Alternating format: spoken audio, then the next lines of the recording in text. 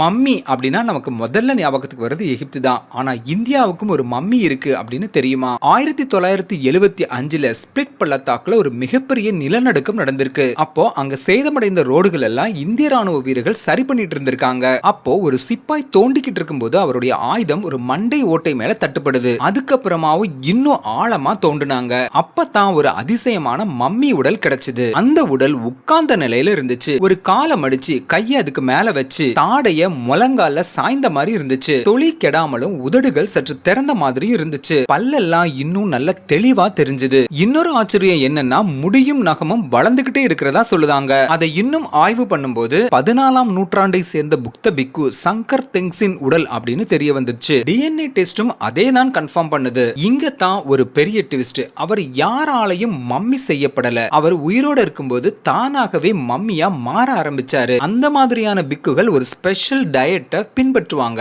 கொழுப்பு சாப்பாடை முழுவதுமா நிறுத்தி வேர், விதை, மூலிகை போன்ற சின்ன சின்ன சாப்பாடு மட்டும் சாப்பிடுவாங்க. உடல்ல இருக்கிற கொழுப்பு சத்து, நீர் சத்து குறையணும் அப்படின்னு நினைச்சாங்க. அப்படி செஞ்சாதான் உடல் உறுப்புகள் சுருங்கி உடல் சீக்கிரமா அழுகாம பாதுகாக்கப்படும். இதுதான் இந்தியாவின் அதிசய மம்மி.